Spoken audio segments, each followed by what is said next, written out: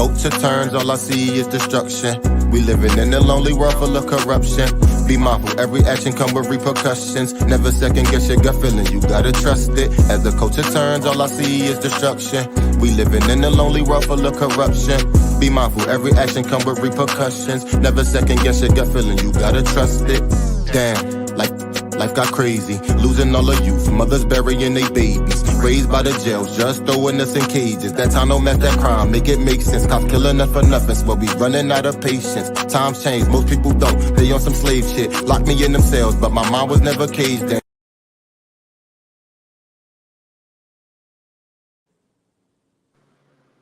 All right, what's up, everyone? Welcome to As the Culture Turns. My name is Jameer. I'll be your host for today's episode. Now, before I get into who my guest is today, I want to highly encourage you to subscribe to the YouTube channel at As the Culture Turns, and you hit that notification bell.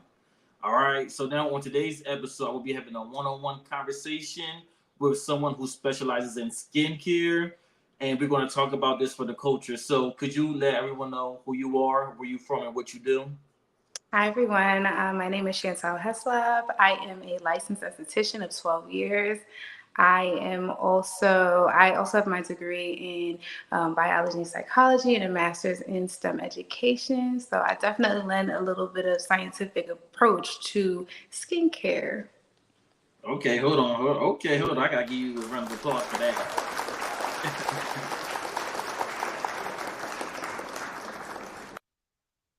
There we go. All right. So again, today's episode, we will be talking about skincare. So I'm going to jump right into it. So for those who don't know, can you explain to them what an esthetician is? Because that's what we're discussing today. Sure. So an esthetician, typically licensed, is someone who is going to take care of your skin. They deal with anything to do with the integument, which is your skin. So whether it's waxing or, facials, some people even go as far as to do brows, lashes, anything to do with anything cosmetic, we do that. All right, there we go. Okay. Now, for wondering minds, can you explain the difference between an esthetician and a dermatologist? Okay, so an esthetician is all the things I just discussed, but a dermatologist is someone who is medically licensed to take care of this. A doctor of dermatology that takes care of the skin. They can do diagnoses, which a lot of estheticians cannot do. That is outside of our scope of practice. It's just to deal with the skin, to take care of the skin. That's what an esthetician does. A dermatologist can treat, diagnose, go through all those things. They can diagnose cancer, skin cancers, and different things like that. So that's the difference. No problem. Thank you. That was a very great explanation on that. All right. So now, in the shea butter culture, which is Black people, we have one saying, which is don't touch my hair. But a lot of us also believe in don't touch my face. Why should our culture be more open-minded to getting face use? Oh, for numerous reasons. I always say black don't crack unless you let it. Unless you let it. I think for numerous reasons. Let's just start with maybe just the emotional and the spiritual and the mental health realm. We deserve those luxuries just like any other race. And I think we should really, be more open-minded to taking care of ourselves in that way. There's something ancestral about having, especially a Black esthetician, go find us, having a Black esthetician lay their hands on you and take care of your skin. And it's a very special connection. So I definitely implore all Black people to get on that. And then on top of that, I just feel like we need to take care of our skin. I know a lot of people will say, the 20,000 years ago, whatever, they didn't have all of this stuff. We didn't need to use sunscreen. Our ancestors also had an ozone layer. We don't have one of those. We got to take care of our we do have the blessing of the melanin, but we do need to take care of our skin. So I'm glad that I'm seeing more and more Black people in our community, lean towards those things for the luxury purposes, but also for health benefits as well. So that's it. No, that's good. And I can say I was definitely someone who was against getting facials because, again, sometimes you just feel as though like I don't want nobody touching my skin. And a lot of times in our culture, I'll say it, especially if they are not someone who understands melanin skin. A lot of times there are a lot of like mainstream products out there that we typically believe don't cater to our skin type. So I feel like that right there creates a lot of unsafe. I won't say unsafe, but like uncertainty within some people in our culture. All I right, I now keep agree. going. You go. I agree, and I also think that there's so many um, different reasons why I think a lot of people are very hesitant to have people lay hands on them in that kind of way. But I think that the more we learn about the way products work, especially from a Black esthetician, someone you trust, I feel like it really does go a long way. There's a lot of products that have not been tested on us, and there's a lot of like diagnoses that other people get. They look different in our skin. They haven't been studied. So I Mm-hmm. think that there's so many reasons to start on that skincare journey and take care of your skin because they're not going to do it for us. Exactly. It's They're definitely not. about educating ourselves and knowing what works right for our skin. So I definitely do agree with that. Great explanation on that. So now I do want to show a video, and maybe something like this can be a reason why. Again, I don't want to discourage anyone from getting facials because I have gotten facials, and once I realized the right products for me, I feel like it started to help with my skin. So I don't want this video to discourage anyone. However, I just want this to be like an educating lesson. So first, I'm going to show the video and then I'll show the face, and I want your thoughts on it, okay? Before she put the actual chemical peel on, which is a acid, she, puts, this other stuff on my face. And so, like cleaning my face, I guess prepping it for the chemical peel. And then after she puts all that on, then that's when she finally puts the acid itself, which is the chemical peel, on my skin. And then it starts burning. She's like, you'll be fine. She said it's supposed to burn. It was, it goes from white to gray, and it gets darker and darker. So I'm like, okay, that's fine. She did say it was going to start to get darker. So then a few days later, that's when I started seeing like little spots on my face that look like, burns. I did not do this for any type of clout chasing or views or, I actually am going to be taking legal action. Ooh. Context to that because I was supposed to show the picture first. So this is the picture. This was a TikTok personality. His name is Neo, who went viral for going to get a chemical peel. And obviously you can see on the left is how he looked, and then afterwards on the right is how his skin turned out. So when it comes to accidental incidents like that, or even getting chemical pills, what are your thoughts on that whole situation and how he explained like the lady told her like that it's supposed to burn? Because sometimes a lot of people, some people will tell you, well, you may break out a little bit, and I think that's what scares some people. So what are your thoughts on that in particular and everything I just said? Sorry, it's a little loud. Well, we could start with the professionalism. If someone says to me that they're experiencing extreme discomfort, because most of the time chemical peels, there'll be some discomfort, there'll be some tingling for sure, but it shouldn't burn or be excruciating. That means that there's something happening within the barrier of the skin, and your body is, creating a response to it. And so you don't want to ignore that. I'm not saying that the person wasn't licensed, but typically that's something that we understand as estheticians, that if somebody's extremely feeling extreme, discomfort, that we should stop the session. Also, a patch test should have been done, because then he would have felt that in one area as opposed to all over his face. So now instead of having one little area, a little bit of burning, the sensation's gone. Now the whole face, she basically destroyed his skin barrier. So that looks more like, I don't know, what is that, a second degree burn, a third degree burn? That looks intense for sure. Yes, Yeah, exactly. heart goes out to him. That's horrible. And I would seek legal action too. Yes, because it's almost like it felt as though that at least the way he explained it, that they was discounting his feelings, and we all know that sometimes us as black people, we kind of, our pain don't get taken seriously. That happens in a lot of different industries, whether it's a woman having a baby, whether it's, you know, dealing with certain, like, you know, police force or whatever. Like, we don't get taken seriously. So the fact that he was saying that his skin was burning, and I don't know the color of his esthetician or whoever the person that did it, so I'm not assuming or saying anything, but I don't feel like his pain was taken seriously. And I agree with you. I feel like once, well, first you said it should have been a patch test, so I do agree with that. And then also once he said that it was burning, I don't think he should have been like, oh, you'll be fine. That's, you know, that's supposed to happen. Like, what? I don't Agree. get that.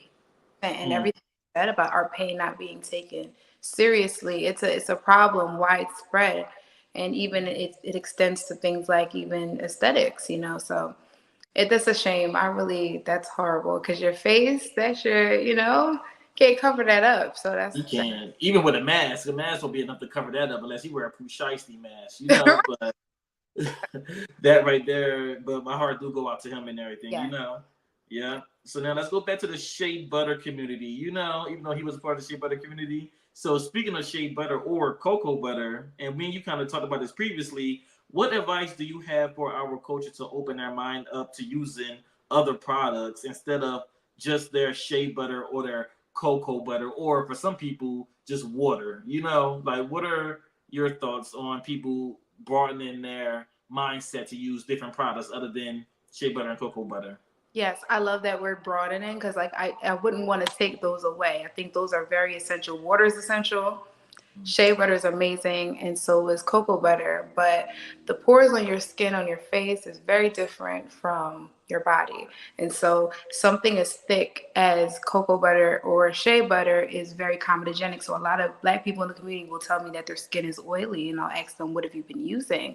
And they'll say, oh, since I was little, I've been using cocoa butter on my face. They slather their face in the morning, they slather their face at night. And I'm like, well, maybe you're actually not. Maybe your pores are just congested with all that oil. You know what I mean? So it's very, I think it's also understanding your own skin, and learning what your skincare goals are, because there's not really many actives in any of those things. So if you're looking to fade hyperpigmentation over time, the cocoa butter and the shea butter, they have healing properties, so they might do that.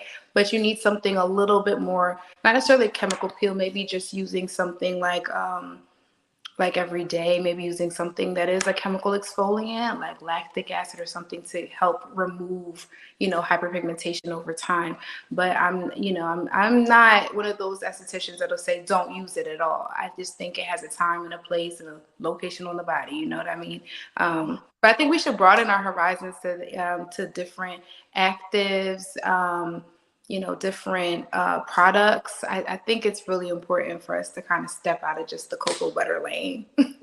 I highly do agree as well, because I do think sometimes we can be so, some of us, I don't want to say it, like closed minded to certain things. And again, sometimes it's because a lot of, like we discussed earlier, a lot of products sometimes weren't catered to our skin. So some people just feel safe in what they already know. And sometimes for some people have the luxury of being able to use one thing, such as water or whatever, and don't really go through breakouts, and, you know, can drink all the soda in the world and don't break out. You know, those Yeah. lucky people, because I'm not one of those lucky people, you I, know. So I'm like, oh my gosh, I drink soda. I feel a pimple coming up, you know. So that is good. I like your explanation on that. So I actually do work with you at a local spa. I won't mention the spa. If people want to book with you, we'll give you social media and they can book with you at the before the end of the show. But I do know that you also do waxes as an esthetician. Now, a lady recently went viral for letting her 5-year-old do waxes on her clients. So I want to ask you, and I didn't want to put the lady picture up because I feel like she already went through enough scrutiny. But I feel like those who know the situation. She let her 5-year-old do waxes on her clients, and she was a licensed esthetician. So, what are your thoughts on that situation? the only thing I would ask, would you like a 5-year-old to be at your doctor's appointment? No, I not even rest. my barber. That's my case. I mean, I can understand, you know, showing what you do as a career to your child. I think that's so important to, show that part of yourself to your child, but having them work on a client is wild. I just think that's wild. Yes, it is. More power to her. I wouldn't do it. I couldn't do it because suppose the child pulled the wrong way and lifted skin. Now you're dealing with possibly a lawsuit. And how do you tell them? Like it's too messy legally, and I also think it's just messy in general. Like it's just not something I would do. Exactly, and I agree with you because on that situation, I actually did an episode on that, and I talked to different estheticians like yourself and other ones that work at the spa that we work at, and a lot of them, and I think you even said this too, it was more so like a couple things have been wrong with it, and you said it earlier, license. So the 5-year-old definitely isn't licensed. So the fact that you have to be licensed to perform this, whether it was a 5-year-old or someone who is 25 years old, if you're not licensed, then you're not legally able to do it. You shouldn't be providing that service. And the other thing I do feel like what happened, because you touched on the good thing, was the fact that she could have faced legal services. However, the where I think she went wrong, and again, I think the whole thing was wrong, letting the 5-year-old do it. But I feel like where she went wrong was when she posted it on social media, because I more so side-eyed the clients who let the 5-year-old do it as opposed to the woman. Again, she was wrong as well. But like you said, I'm not letting no 5-year-old perform any service on me at all. You're not going to do anything for me, whether it's a haircut, a doctor, anything. So that's where I side-eye the whole situation. Put it on social media, her actually let me do it, and the clients who allowed it. Yes, it's bold. It's a very bold move. I would never, not in secret, and definitely not on social media. Definitely. There we go. That's what I'm talking about. Yep, we ain't risking that license at all. No. Oh, no. All right, so now I do want to ask you about this. So I'll make sure I do it right this time. I'm going to show you the picture first, and then I'm going to show you the video. So what are your thoughts on the recent sensation of getting the vampire facials? I'm not sure if you heard of this, but a lot of people are now getting vampire facials. So I want to play a clip really quick of something that recently went viral, and then I want your opinion on it. CDC has confirmed the first HIV transmissions linked to some popular cosmetic procedures. So far, the CDC says 3 women have tested positive for HIV after receiving so-called vampire facials at a New Mexico spa. The CDC says the Albuquerque business was not licensed and was not using proper safety measures. Investigators ultimately determined that as many as 59 clients at the VIP spa may have been exposed to HIV through Botox injections or those vampire facials. I was just thinking about that. I did hear about that. This is where we go back to the definitions and we separate the two. There are medical estheticians. I feel as though it's really gimmicky. I don't really think there's any such thing as a medical esthetician. I just think there's estheticians that work in med spas. But that doesn't really speak to your scope of practice. Even as an esthetician, there's certain things you cannot do. And there's bloodborne pathogens. I know state law is different, but you absolutely shouldn't be doing anything that could cause a client to interact with like blood. You know what I mean? I mean, if you're waxing, you might get a little bead of blood or, something like that, but you should not be really drawing blood during a service. That's just outside of our scope of practice, unless you're like a medical assistant or a nurse or a doctor or nurse practitioner. You absolutely should not be doing anything with that. And that's probably why, they got infected. Unfortunately, that's really unfortunate. It is definitely, and then I agree with everything you said. I love how you explained everything so eloquently. That was really good. And then they also reported that the spa, it was an unlicensed spa as well. So again, heavy on the license, like people that actually study this, that actually go to school, take the time out, invest in their selves to learn these things. That's why people shouldn't be going the trendy route or just trying to get something real quick. Do your research on these places and make sure that they are legitimate. Read a review, do something. So I definitely do agree with that. All right, so I got a couple more things to ask you real quick and I get you out of here. So I'm gonna put someone's picture on the screen, and I want to know, what would you, as a licensed esthetician, in your opinion, what would you recommend for this person? Okay. Let me see real quick. All right, so what? Yeah, just break it down. What would you recommend? Whether it's diet, nutrition, and skin products. Who? I'm trying to look and see a little closer. It does look like some scarring. I see some ice pick scarring, a little bit of oil production. Okay. All right. So, typically with a client, he looks like he has oily skin. Um, I think peels are the best way to go. Starting out really, I would use maybe like a BHA or like a salicylic acid peel. That's usually good for helping to control oil production.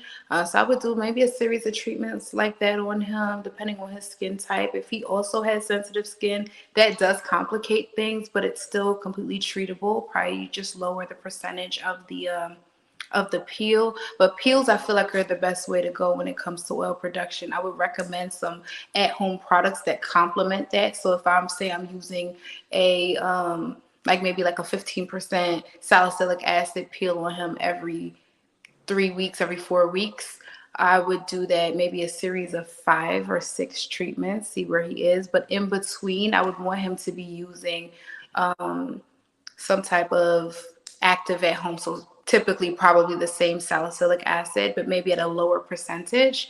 I would do something like that for him in terms of treatment.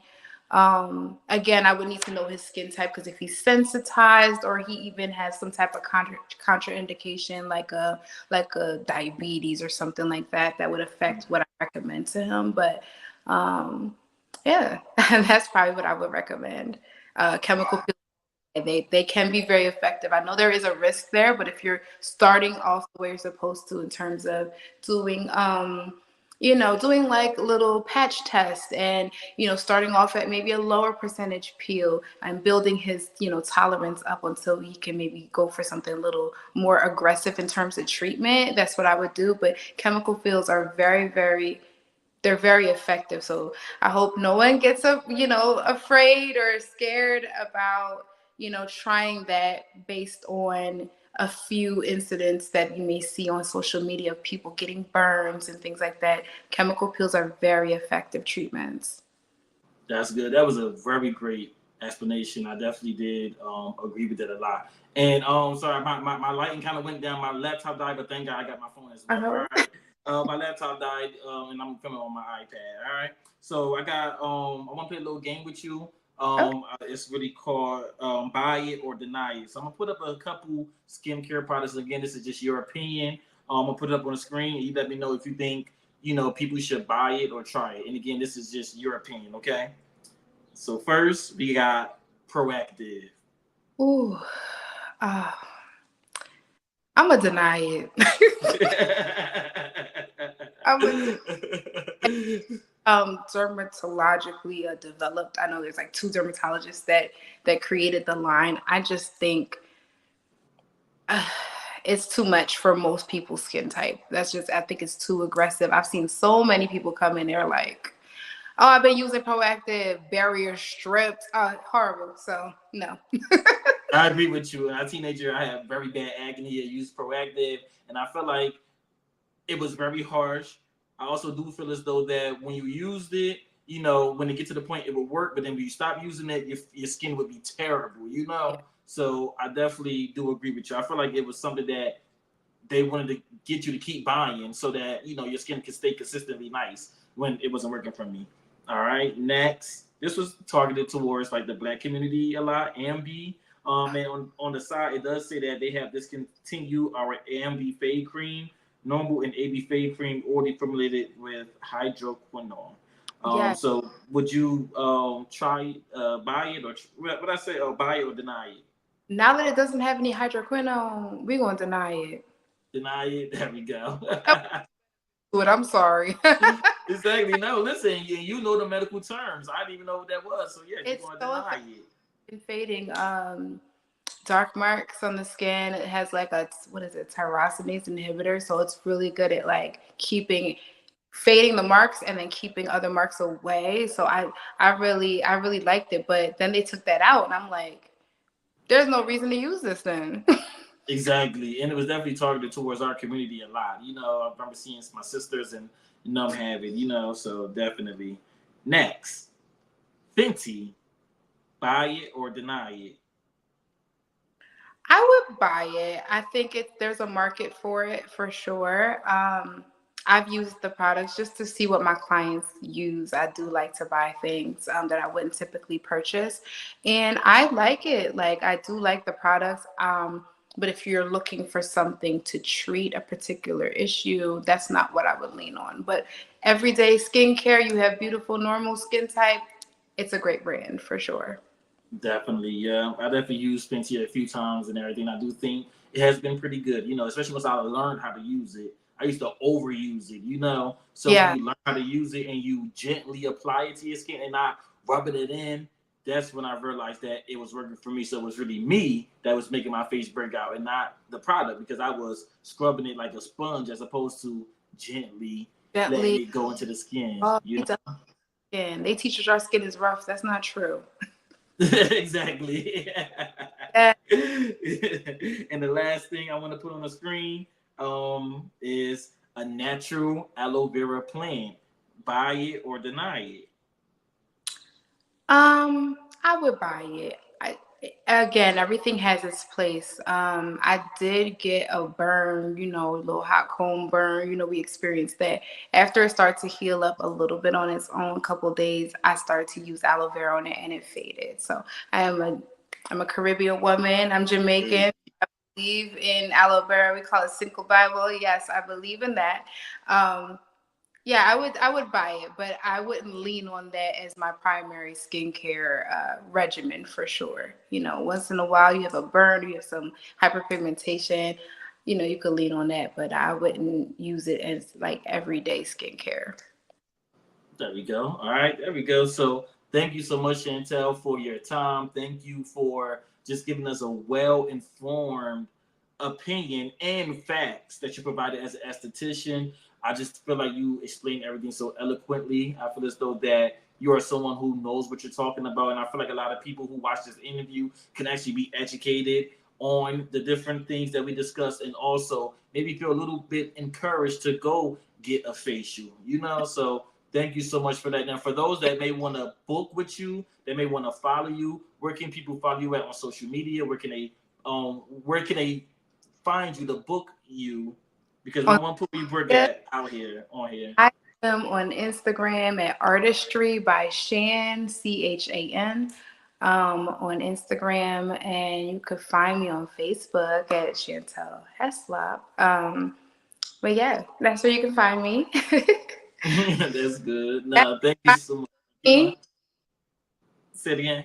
I said you can find me and book me and go look for your local black esthetician, please. If you're not in there, Exactly.